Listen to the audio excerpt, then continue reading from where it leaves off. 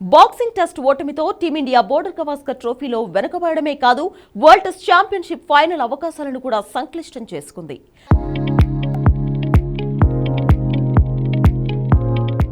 మొన్నటి వరకు WTC finals race లో అందరికంటే ముందు నిలిచిన భారత్ ఇప్పుడు మిగిలిన జట్ల కంటే వెనుకబడింది. తాజాగా మెల్బోర్న్ టెస్ట్ ఓటమితో మన జట్టు ఫైనల్ కు చేరడం సంక్లిష్టంగానే కనిపిస్తోంది.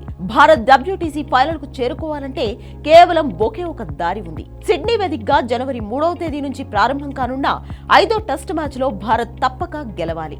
అప్పుడు బోర్డర్ గవాస్కర్ ట్రోఫీ సిరీస్ 2-2తో సమం అవుతుంది.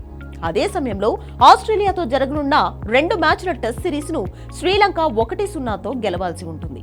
ప్రస్తుతం ఆస్ట్రేలియా ఉన్న ఫామ్ ను దృష్టిలో ఉంచుకుంటే అది జరగడం కాస్త కష్టమే. నిజానికి న్యూజిలాండ్ తో టెస్ట్ సిరీస్ ముందు వరకు టీమిండియానే WTC ఫైనల్ రేస్ లో ఫేవరెట్. ఆ తర్వాతే భారత్ సీన్ రివర్స్ అయింది. కివీస్ చేతిలో 3-0 తేడాతో సిరీస్ కోల్పోవడం జట్టును బాగా దెబ్బతీసింది. అప్పటి వరకు WTC పాయింట్ల పట్టికలో అగ్రస్థానంలో ఉన్న రోహిత్ సేన వరుస ఓటములతో ఒక్కొక్క స్థానం కిందకు దిగజారింది. ప్రస్తుతం WTC పాయింట్ల పట్టికలో భారత్ 3వ స్థానంలో నిలిచింది. తాజా ఓటమితో టీమిండియా విన్నింగ్ పర్సెంటేజ్ 52.78% పడిపోయింది. ఏ సిరీస్ లో ప్రస్తుత WTC సైకిల్లో టీమిండియాకు ఒకే ఒక టెస్ట్ మిగిలి ఉంది.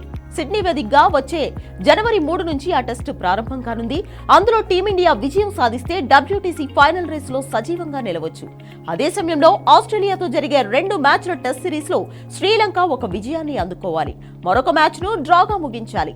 ఈ 2 జరిగితేనే టీమిండియా WTC ఫైనల్ ఆశలు నిలుస్తాయి. అలా కాకుండా ఆసీస్ ఒకదానిలో విజయం సాధించినా కంగారులదే ఫైనల్ బెర్త్. ఒకవేళ శ్రీలంక రెండింటిలో గెలిస్తే వారు ఫైనల్ కు చేరుకోవచ్చు. మొత్తం మీద ఏ విధంగా చూసినా టీమిండియా ఫైనల్ కు చేరే అవకాశాలు దాదాపుగా లేనట్లే.